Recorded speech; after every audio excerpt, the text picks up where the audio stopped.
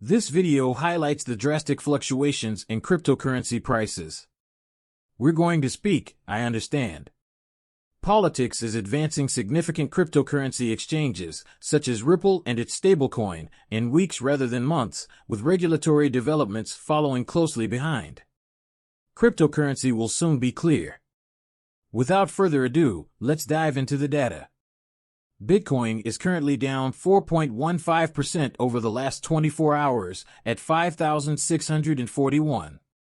Ethereum is down 4.37% at 241. Both USDT and USDC are currently trading at their XRP levels.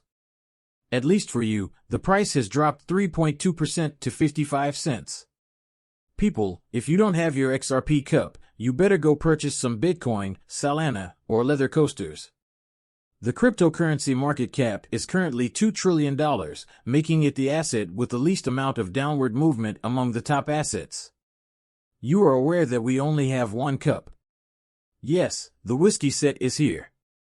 Indeed, we are selling a single cup. 40 light blues are currently on sale for $24.99. Free delivery is always available, regardless of location or purchase date. You can pay with any major credit card or cryptocurrency. Examine this. I intended to display this. This is Yabba-dabba-doo from Scooby-Doo, not Yabba-dabba-doo, to alter the atmosphere. Look at that. Would you carry out this action? That's not something I would do. I will tell you now. I won't throw myself into the center of this lake. She appears to be saying, "Oh, no, thank you, let me fetch Belle." Amy made a particularly forceful comment at this point. Not here. According to her, this is part of her response to Ripple's refusal to accept smart contracts. People were upset, and when Ripple returned and announced plans to implement smart contracts, individuals became even more irate. As no large corporation in the world can succeed, I believe there will always be dissatisfaction among people. Learn from that. Ultimately, based on this understanding, according to Amy, once Amazon was successful in selling books, Ripple concentrated entirely on cross-border payments. You can guess what the next step was. Are they satisfied with exactly what Ripple is doing? That's a great comment, Degas Investor. He throws a little throwback here. Is the work for cross-payments complete? Have they already incorporated themselves into the emerging digital financial landscape? Are they progressing now to secure a larger share in another aspect of the cryptocurrency landscape? I wonder what Kendra Hill is doing to remember this post, he said to her.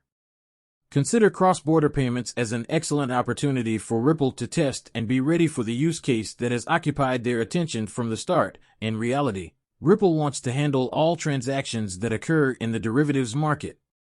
There are a few reasons why they choose not to make this information public, but the primary one is that they are missing and not prepared. Codius, as we now know, is a crucial component of the puzzle. What do we discover?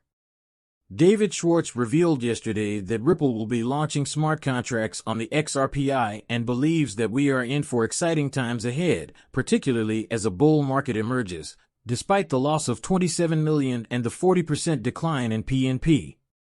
PNP is down 40%. Although I've never heard of PNP, there was allegedly another asset removal due to a hack in the PenPy token. Tornado money, in other words, this is a major trick. At $27 million, this trick leaves you questioning and scratching your head. Was this really a hack? Perhaps this was an inside job and a fraud to steal $27 million using Tornado Cash, which shoots your transactions out in a flurry of others, spinning and whipping them around, making them hard to track down. This is breaking news. To create their crypto policies, Donald Trump and Kamala Harris are collaborating with prominent figures in the cryptocurrency sector. The Coinbase executive exposes all the intriguing aspect of this situation is that, although we are already aware of Trump's stance on cryptocurrency, Kamala Harris also asserts her strong support. Then Kamala Harris comes to the fore, and you are already familiar with her team. Crew is Sue OpenSea because, despite claims made in the 1960s that artwork and digital art posed no security risks, Trump's revelation of an NFT collection appears to be the catalyst for this reaction. Listen up, we've on all fronts. We have been in contact with the Harris and Trump campaigns as they formulated their cryptocurrency policy and began interacting with cryptocurrency voters. Currency voters. We're going to discuss the political landscape. We will focus on the political landscape surrounding cryptocurrency, especially in light of U.S. President Donald Trump's recent decision to become the industry's first supporter. Gary Gensler will be terminated. I'll name a new chairman of the SEC who feels that America should build the future rather than obstruct it. Bond, as soon as I take office, I will establish a presidential advisory council focused on Bitcoin and other cryptocurrencies. Nevertheless, cryptocurrency companies will be the largest corporate donors in 2024, led by Coinbase. Paul Grewal, the company's chief legal officer, has joined us, which we genuinely appreciate. We don't know much about the Harris campaign, but you've been following former President Trump's new approach to his presidential run or bid. Trial run or bid. According to what I've gathered, the Harris campaign appears to be more engaging. What do they do with that side of the election here? Say good morning with grace. We have maintained communication with both the Trump and Harris campaigns as they have developed their crypto policies and initiated interactions with the crypto voter. While the Trump campaign has undoubtedly been more vocal in advocating for specific, tangible proposals related to cryptocurrency and digital assets, we find solace in the fact that the current administration, under Gary Gensler's leadership, persists in its regulatory efforts. Meanwhile, the Harris campaign, operating independently, has reached out, shown interest, and initiated discussions about potential new approaches to cryptocurrency and digital. This is intriguing. And considering the implications for the public, it appears that exciting times lie ahead. Who can tell who is dishonest and who is speaking the truth? Take a look at the report from the main U.S. cryptocurrency exchanges, which will be present at Swell in Miami, to gain some insight. Keep in mind that Coinbase will be present at Swell, which is less than a month away. Kraken Gemini. The team is made up of one chief of trust and safety and two chief security officers. It claims to make sense. After receiving regulatory clarity, XRP should now be able to provide on-demand liquidity in the United States. This is in anticipation of potential future collaborations with UX modifications. I can't wait for these financial alliances to officially launch, and I can't wait to see what Bank of America and PNC Bank do in the coming months. We expect the CEO of Ripple to announce in the coming weeks, not months. I apologize, but it is the timeline.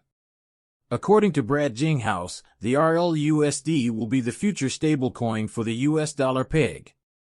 Look, I shared my forecasts with you, and I believe this is on a direct path to success.